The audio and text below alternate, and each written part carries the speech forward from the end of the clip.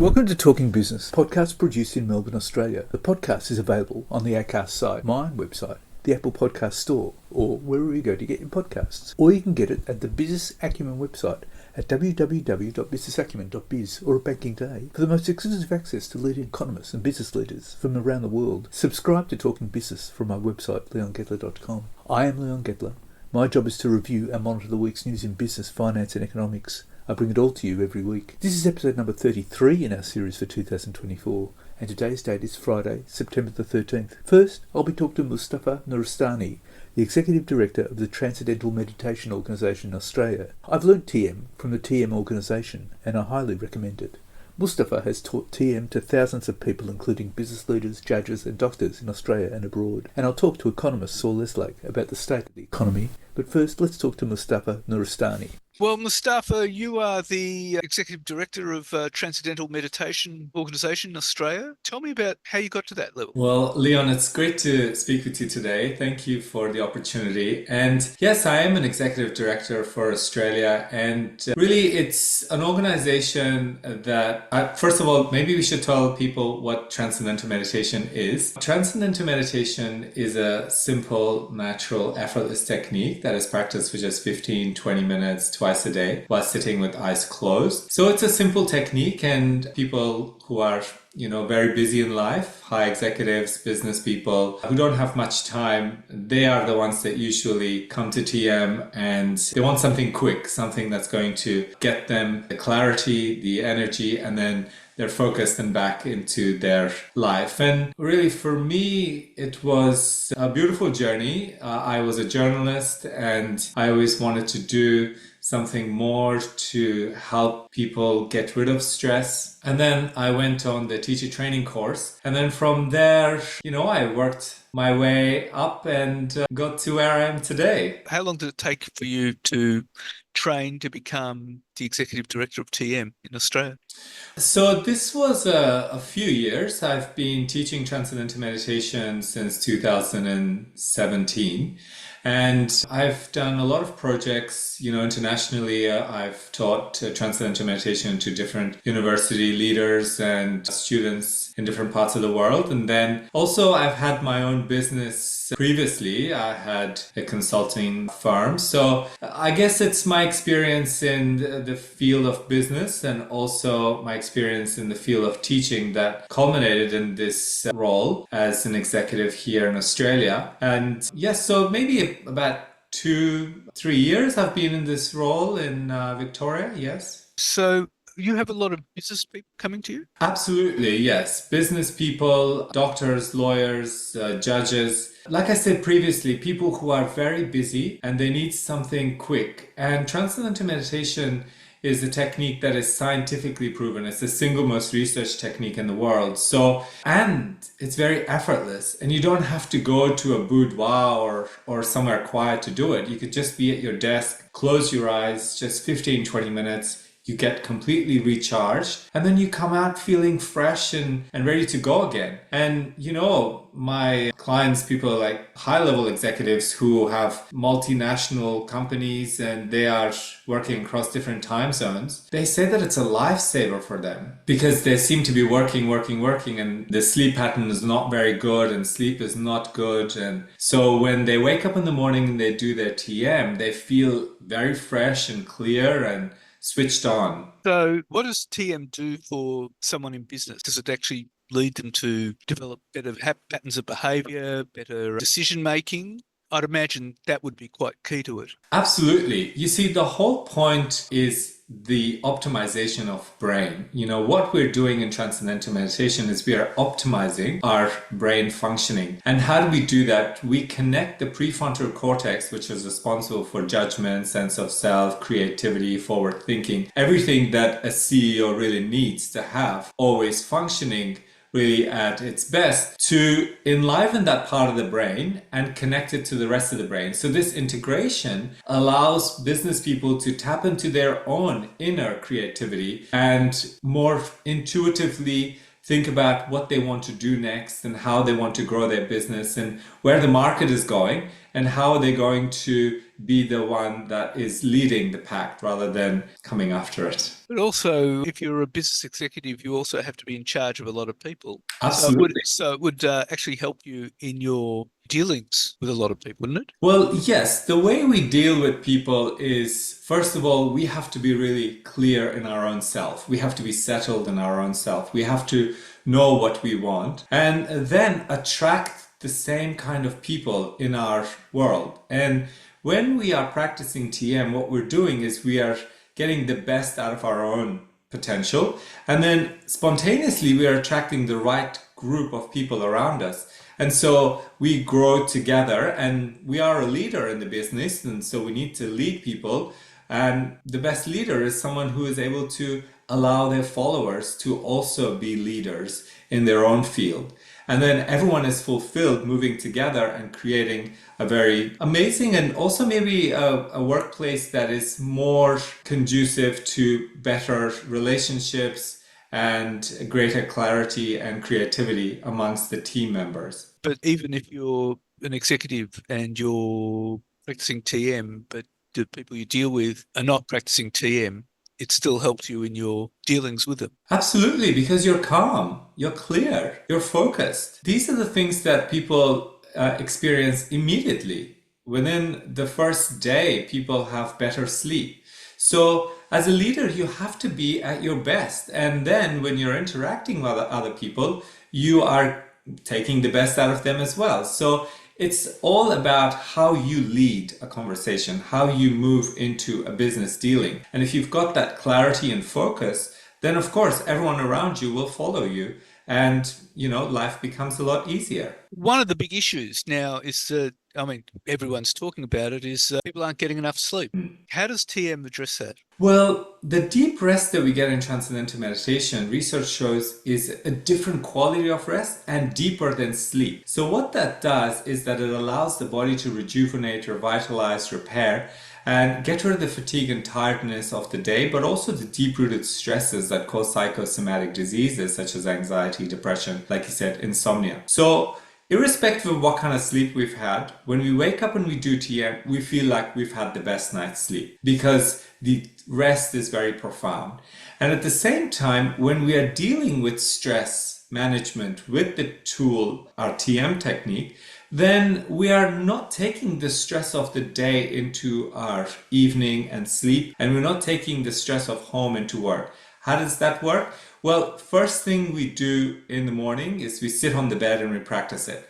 So that allows us to have the clarity and orderliness in the mind and sharp focus, deeply rested physiology. Then we move into our day. About 6 to 10 hours later, we sit for the second meditation. And this gets rid of the 8 hours of fatigue and tiredness, recreates the orderliness in the brain. So now you've got another 8 hours of clarity and energy. And then when it comes time to sleep, you don't have all of the stress of the day that sleep has to deal with because you've dealt with it in the afternoon. And so sleep actually becomes much more fulfilling in the way that it becomes more restful, more easy. And people actually sleep very easily and effortlessly when they practice TM because the stresses are less. Right, okay. And that's just from doing it twice a day? Yes. Twice a day is what we recommend to do TM for because we want to, like I said, we want to strategically place these 2 20-minute periods in our day that will allow us to flow between those 2 sessions and feel more energized and clear. And if you're in business, you can do it at your desk. Yeah. When I was a journalist, I would just turn around away from my desk so I don't have to look at my computer while I'm meditating. Your eyes are closed anyway, so you're not really looking. But it's just better to just turn your face away from the computer, close your eyes for 20 minutes, get completely rested. You just feel all the fatigue just disappearing. Your mind just becomes so much more expanded and clear. And then you turn around and you start punching the keyboard like you've just woken up for an amazing night of sleep. So It's absolutely accessible, and that's why it's so popular. And all you need to do is to know how to time yourself. Well, that's the other beautiful thing as well. We do have the TM app, which people have access to, and it does do the timing for you. But what happens after a few sessions, like 2, 3 times of practicing TM, the body actually knows that it's been 20 minutes. So then you just close your eyes and then you open your eyes and it's 20 minutes and you feel ready to go again. So that's another beautiful thing about this technique. Okay, so it's rejuvenating for everyone, and particularly people in business. It's really for anyone from the age of 10, they can practice TM, and it improves your mind, your well-being, your energy levels, your physiology gets deep rest, so you become more resilient in face of, a lot of challenges. You're not overthrown by things.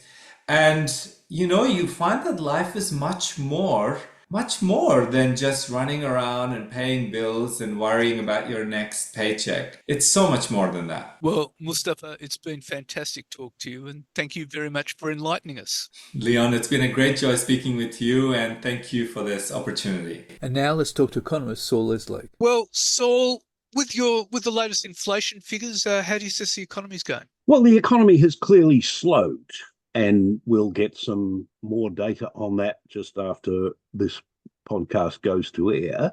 But that's what you would expect to have occurred given how much the Reserve Bank has increased interest rates since it began doing so in May of 2022.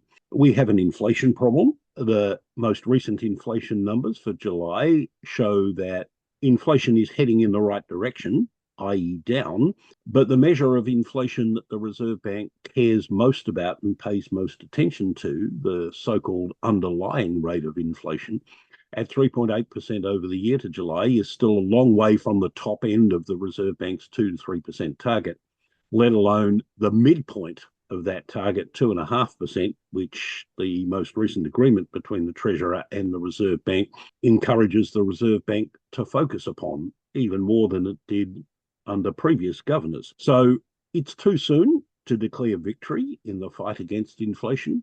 It's too soon to be expecting the Reserve Bank to feel confident enough that we're going to hit the target within a reasonable period for it to be starting interest rates. And I think it's not helpful for the Treasurer to be accusing the Reserve Bank, as he appeared to do this week, of smashing the economy with high interest rates. What I think the Treasurer might have been better advised to say was that the Reserve Bank has raised interest rates by considerably less than its peers in the US, the UK, Canada, and New Zealand, all of whom took their cash rates up to 5 point something. That means that inflation is coming down a bit slower here than in some of those countries, and so the Reserve Bank won't be able to start cutting rates as soon as some of those other central banks have done. But there's an upside to that, which is that we haven't had any quarters of negative growth in real GDP, as the UK, Canada, and New Zealand have all done. New Zealand's actually had 4 of them. And the unemployment rate has risen by less in this country than in all of the others. It's risen in Australia by 0.6 of a percentage point from its low in mid-2022.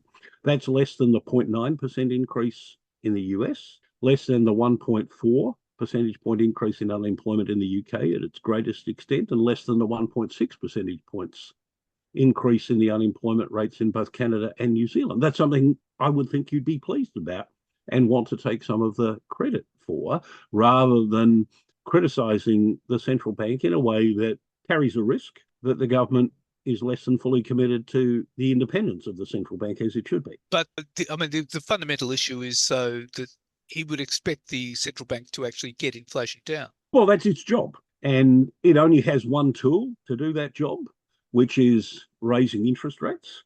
I mean, it might have been able to raise interest rates less if the government were willing to do some of the things that governments used to do in decades gone by when inflation was unacceptably high, such as raise income and company taxes or sales taxes. That's the way governments in the 1950s, 60s, and early 70s in Australia and other countries used to fight inflation rather than with interest rates. And arguably doing that, or perhaps a contemporary alternative like temporarily lifting the rate of compulsory superannuation contributions, would have spread the burden of fighting inflation more fairly than relying wholly on interest rates, which of course means that the burden of fighting inflation is borne by the roughly 25% of households that have a big mortgage. And they really have been, as politicians like to say, doing it tough over the last 2 and a bit years, and will continue to, quote, do it tough, unquote, over at least the next 6 months before interest rates start to come down in this country significantly, in my view.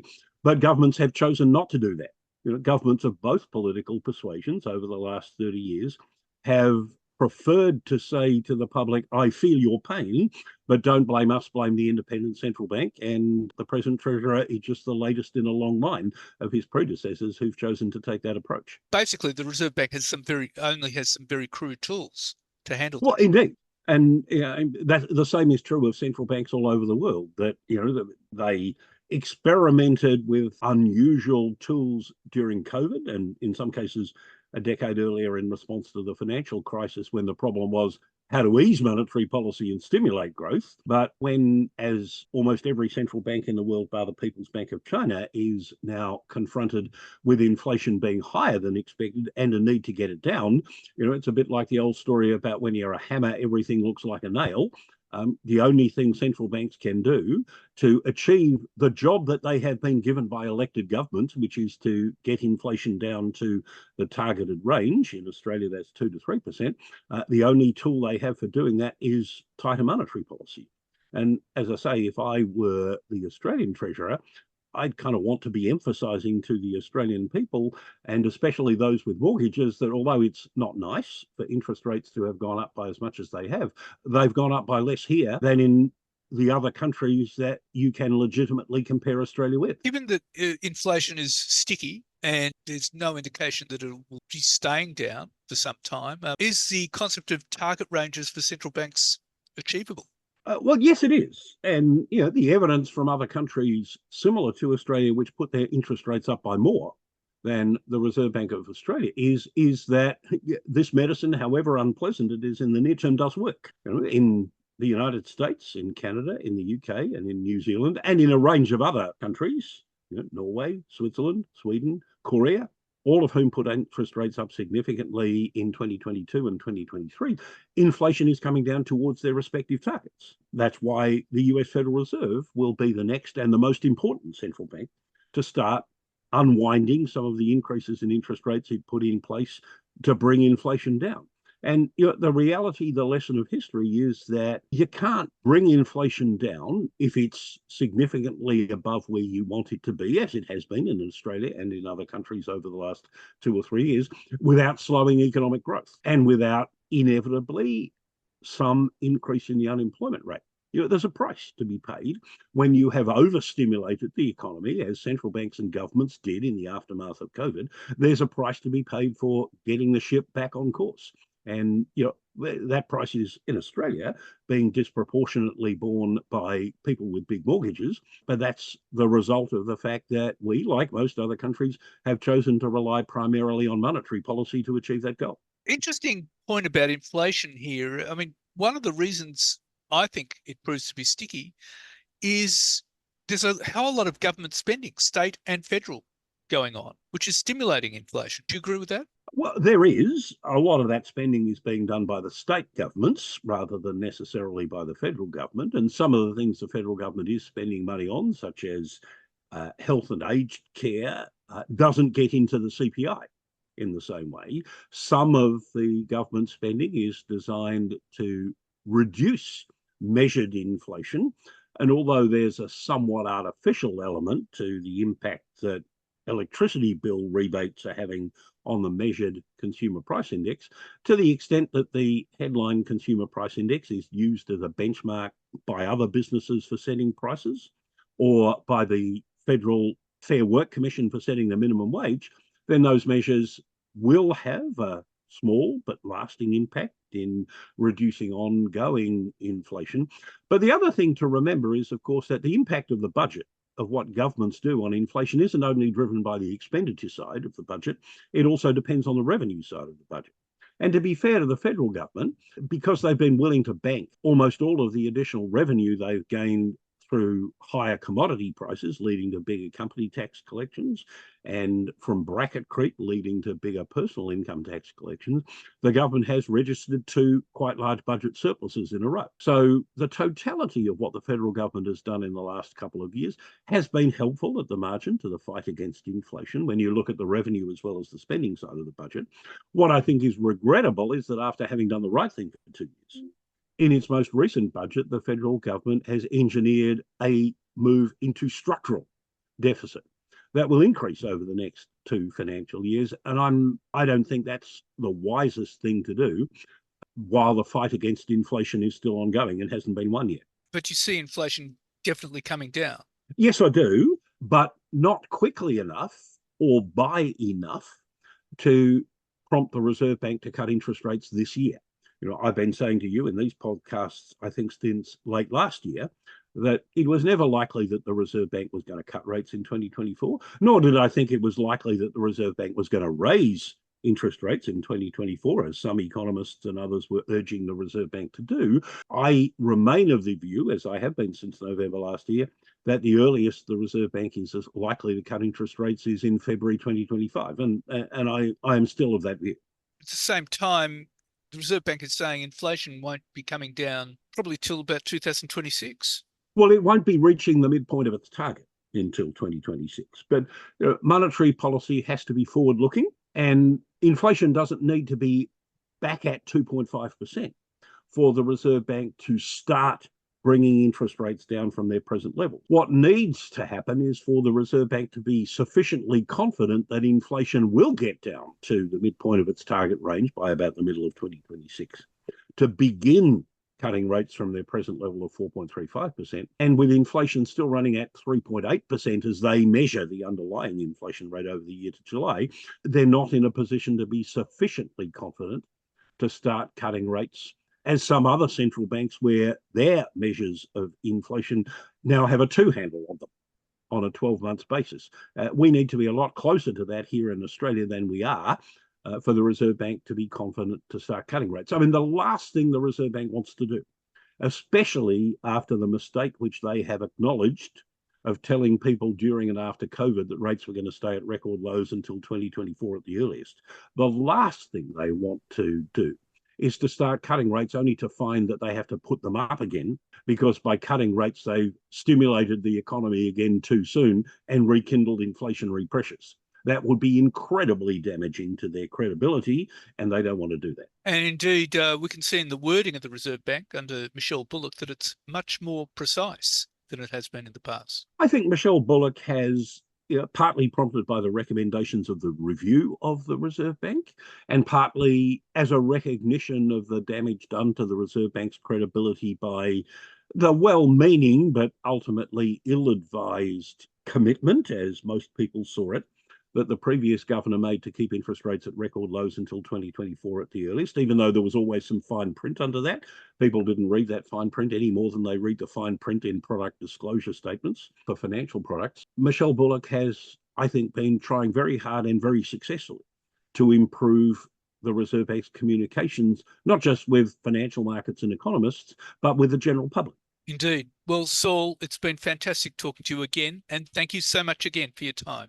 That's a pleasure, Leon. So what's happening in the news? Well, Apple has unveiled its official artificial intelligence boosted iPhone 16, showing off the long-awaited device hours after Chinese rival Huawei's trifold phone began racking up orders. The next generation of iPhone has been designed for Apple Intelligence from the ground up. It marks the beginning of an exciting new era, Chief Executive Tim Cook said at a product launch. Apple and technology companies around the world are racing to add AI to products, and phones are expected to be one of the most important battlegrounds. The Cupertino, California-based company also is betting the AI feature will drive consumers to upgrade amid a slowdown in iPhone sales. Apple Intelligence, the company's AI software, will be used to improve its personal assistant Siri, as well as enhancing features such as understanding and identifying objects captured by the phone camera. Apple Intelligence marks the start of a new era for Siri, and makes it more natural, more contextually relevant and more personal to you, said Apple's software engineering chief Craig Federighi. A test version of Apple Intelligence will be available in the US version of English next month. It will be available for other localized versions of English in December, with versions in languages including Chinese, French, Japanese and Spanish next year. The iPhone 16 will use a new A18 chip and have an aluminium back as well as a new customizable button that can be used for camera controls. The iPhone 16 will start at $799 and the iPhone 16 Plus will start at $899.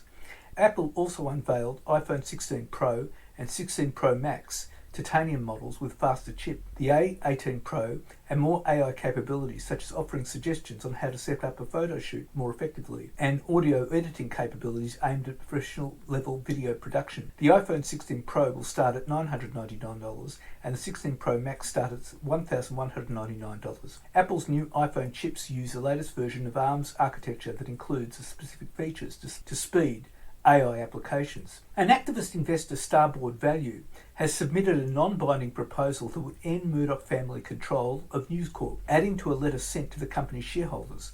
The proposal takes aim at the Murdoch's family outsized voting weight at the media group, which has assets including the Wall Street Journal and newspapers across the globe. Rupert Murdoch, the 93-year-old patriarch, and 4 of his 6 children control News Corp through a family trust. They own about 14% of the company's equity, but dual-class shares give the family control of 41% of the voting power of the group, which has a $15 billion market capitalisation. Starboard owns 4.6% of Class B voting shares and 3.7% of Class A non-voting shares.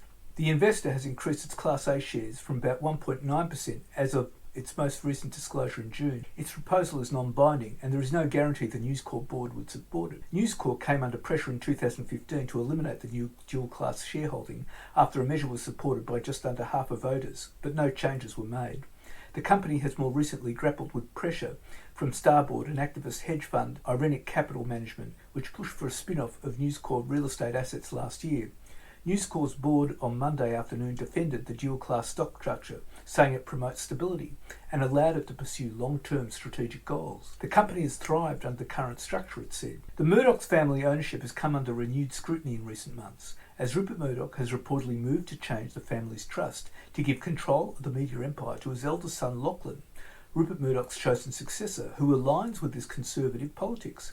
Starboard, which pushed for a breakup of the company last year, took aim at the prospect of dual-class share control being passed on to the family's children once the elder Murdoch relinquishes control of the business. There are no reasonable arguments to extend super voting rights and de facto control to the inheritors of a founder, Starboard's chief executive Jeff Smith said. The situation at News Corp is a textbook example, one of the worst forms of a dual-class share structure, one that extends beyond any reasonable timeline, and one in which super voting rights are moving from a visionary founder to the founder's children. Meanwhile, as Rupert Murdoch fights plans to televise an upcoming legal battle on privacy grounds that pits him and eldest son Lachlan against the other 3 Murdoch children for future control over the family empire, relations between Lachlan and James have been devolved to arguing over the trays they share with fictional characters from hit TV show Succession. The 93-year-old billionaire is trying to change the terms of his family trust to hand sole control to his eldest son Lachlan after he eventually passes away. Murdoch's 3 youngest children, James, Elizabeth and Prudence, feel they're being sidelined by the decision and will fight the succession plan changes in an explosive 2-week court battle set to be televised. With a 2-week court TV series on the cards, Lachlan and James have taken to mocking each other over who will be seen as a Kendall, referring to character Kendall Roy from the popular series Succession, itself said to be heavily based on the Murdoch family. There was one heated exchange between the 2 brothers during which Lachlan responded to James' taunt of being the Kendall by saying, "James isn't even a cousin Greg." The exchange rattled James, who yelled, "I'm clearly the Culkin," to which Lachlan responded, "He isn't even the good Culkin," noting the elder Culkin brother was recently honoured with a Hollywood Wall of Fame star before listing a number of highlights from his filmography. This is a background to the final decision on whether to allow cameras at the trial, which will rest with Washoe County Judge David Hardy. Media analyst Alex de Groot said it is unsurprising that the nonagenarian Murdoch is resisting the petition. "You don't wash your dirty linen in public," he said. "There is so much at stake in terms of voting rights and control. Still, efforts by the Murdochs to rely on privacy arguments will raise eyebrows given the checkered history of the family's owning media empire. The media empire spent more than $2 billion in damages and legal fees relating to historical phone hacking claims at the now-defunct News of the World.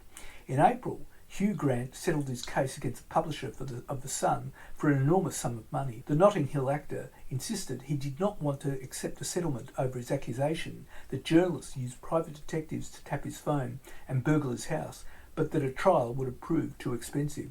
And almost all of Australia's major airports, including Sydney and Brisbane, are vulnerable to the worst impacts of climate change, according to new analysis that spells out the threats to the multi-billion-dollar investments favoured by large pension funds. The travel hubs face significant fallout from storms, floods, heat waves and high winds in coming years, the Zurich Mandela Climate Risk Index report said on Monday. Some 94% of Australia's 31 busiest airports are exposed to multiple, very high risk with a very high level of impact, the report said, giving them the most extreme risk rating possible. Findings are a warning to aviation infrastructure owners worldwide, including IFM investors, whose portfolio includes Sydney Airport, London Stansted and Vienna Airport. The impact of increasingly wild weather as the planet warms extends beyond airports.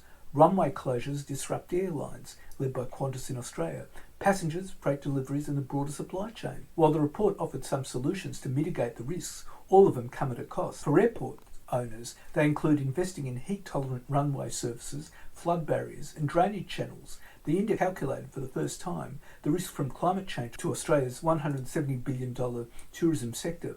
It studied 178 sites ranging from Sydney Airport and Bondi Beach to the Melbourne Cricket Ground and Uluru, using Intergovernmental Panel on Climate Change modelling and proprietary impact assessments. Assuming 2 centigrades of warming by 2015, the proportion of Australian tourism sites in the 3 highest climate risk categories will rise from 50% to 55%, the report said. These sites are likely to face multiple perils impacting environmental degradation, tourism appeal and accessibility, the report said. And the Coalition will block Treasurer Jim Chalmers' attempt to create a new specialist interest rate setting board at the Reserve Bank over concerns the government could stack the committee with Labor-aligned figures after he accused the central bank of smashing the economy. The decision means Dr Chalmers' efforts to complete an overhaul of the central bank are all but dead unless the government accedes to Shadow Treasurer Angus Taylor's demand that all existing RBA board members retain their roles setting interest rates without exception. Mr Taylor claims that Dr Chalmers' amendments leave open the option for a stitch-up of the Reserve Bank Board, confirming the opposition would oppose the RBA reform legislation. Recent public comments from not only the Treasurer but other senior Labor figures in an attempt to blame the RBA for their own economic failures are deeply unsettling, Mr Taylor said. Considering recent events, the Coalition has serious questions about the government's commitment to the continued independence of the Reserve Bank of Australia. We will not be complicit in Labor's sack and stack strategy, which is why we'll be opposing this bill. Labor and the Coalition have been at loggerheads over Dr Chalmers' efforts to reform the central bank, particularly the government's signature proposal to split the existing RBA board into separate groups for interest rate setting and governance, a key recommendation of an independent review last year. The board split was supposed to come into effect on July the 1st, but Dr Chalmers' failure to secure the Coalition's support has left the legislation in limbo before the Senate. While the Coalition supports the new dual board structure in principle, Mr Taylor has called for all 6 current external RBA board members to transition into the 9-member interest rate setting board to prevent Dr Chalmers from sacking and stacking the board with Labor-aligned appointees. To try and get the reforms across the line, Dr Chalmers wrote to Mr Taylor last month, offering to allow all 6 external board members to shift to the Monetary Policy Board unless they're explicitly asked to switch to the Governance Board. The concession was not enough to sway Mr Taylor to support the legislation, given Dr Chalmers' proposed amendment still left open the possibility that some existing board members would move to the Governance Committee, allowing the government to appoint fresh faces to the powerful Monetary Policy Board. Dr Chalmers has said he wants the RBA reforms to be bipartisan, so it is unlikely the government will try to negotiate with the Greens, despite the Coalition's opposition. And Anthony Albanese will impose minimum age access to social media platforms before the election under sweeping laws inspired by Peter Malinowskis' legislative push, banning kids under 14 from setting up online accounts. In response to a surge in doxing, deepfake pornography and online bullying among teenagers, the Prime Minister on Tuesday will commit to introducing world-leading legislation in the current term of Parliament to protect children from digital harm. A 276-page report by former High Court Chief Justice Robert French, released on the weekend, outlined a legislative vehicle banning social media for children under 14 and requiring social media companies to establish parental consent before allowing teenagers aged 14 and 15 to use their platform. Minister Malinowskis commissioned the report in May after concerns were raised by teachers, parents and experts about the negative impacts on mental health, well-being and development of young Australians accessing social media accounts such as TikTok, Instagram and Facebook. The social media crackdown would likely rely on cooperation from tech giants that are based offshore and typically resistant to foreign government legislation. Mr Albanese, who has not nominated what ages would be captured under the federal government's proposed legislation, will draw on findings in the French report and work with premiers and chief ministers to harmonise laws. We know that technology moves fast. No government is going to be able to protect every child from every threat, but we have to do all we can. Parents are worried sick about this. We know they're working without a map. No generation has faced this challenge before, Mr Albanese said, which is why my message to Australian parents is, we've got your back. We're listening and determined to act to get this right. Under the proposed South Australian model, severe punishment and heavy financial penalties would apply if social media companies knowingly allow children access to their platforms. A regulator would be responsible for monitoring compliance and sanctioning social media platforms for breaches. Mr Malinowskis, who led discussions on the social media crackdown in the National Cabinet meeting last Friday, said this is no different to cigarettes and alcohol. When a product or service hurts children, governments must act. The evidence shows early access to addictive social media is causing our kids harm, the South Australian Premier said. We will work closely with the Commonwealth to implement this ban, which will be welcomed by parents across the country. As I've made clear, a national framework will work best to achieve this. The Albanese government will seek unified support from states and territories under a federal legislative ban designed to shield vulnerable younger teenagers from social media and other digital platforms. Victorian Premier Jacinta Allen on Monday announced she will follow Mr Malinowskis in introducing social media age limits. An Air Trunk boss, Robin Cooder, argues there is significant opportunity for renewable energy projects and battery storage to power the artificial intelligence boom and electricity-hungry data centres before advancing to nuclear energy. Mr Cooder, 45, has become one of Australia's most successful tech entrepreneurs after he sold AirTrunk, the data centre business he founded, to US private equity behemoth Blackstone for $24 billion, cementing his status among the nation's elite. But Mr Cooder, who had dinner with Anthony Albanese at the Perth home of AirTrunk chairman and Fortescue deputy chairman Mark Barnaba the night before the Blackstone deal was finalised last week, said he wasn't looking to influence politicians on energy policy. Still, he now says he can build AirTrunk into a $100 billion business as its customers, the world's biggest tech companies, invest about $1 trillion into data centres during the next 5 years. Data centres provide the backbone for artificial intelligence, which requires copious amounts of computing power as well as electricity and water, prompting environmental concerns about the use of AI. But Mr Cooder said AirTrunk had earned a reputation for being one of the more sustainable providers, and renewable energy projects combined with the battery storage could ease the environmental burden. He said renewable projects such as solar and wind farms could be commissioned more quickly than nuclear reactors, which the federal opposition is advocating. Mr Cooder said all of AirTrunk's customers, which also includes Amazon and Oracle, were committed to net zero by 2030, creating further impetus to invest in renewable energy. While there is concern about the ability of renewable energy sources to provide baseload power, particularly during the night when there is no sun to power solar panels and during calm days when there is no wind, Mr Cooder said battery storage, although expensive, could provide a solution. And that's it for this week. And next week I'll be talking to Cesar Castleman, author, mentor, coach and consultant and a founder of AMH Consultancy that is helping small to medium business owners achieve the same success he had cornering several industries and building up a company with 120 employees from the ground up, working with multi-international companies and big brands. And I'll be talking to Rabobank economist Michael Every about the Chinese economy. For the most exclusive access to leading economists and business leaders from around the world, subscribe to Talking Business from our website, leongettler.com. If you like Talking Business, please leave us a review with Apple Podcasts. Thank you in advance. In the meantime, you catch me on Facebook, Twitter, or X as it's now known, Instagram, LinkedIn, and YouTube. And if you want to contact me, email me at leon@leongettler.com. I answer all emails. Also in my spare time, I have a copywriting business. If anyone needs newsletters, blogs, articles or advertorial, email me. Wishing you all a safe and healthy week and looking forward to bringing you Talking Business next week.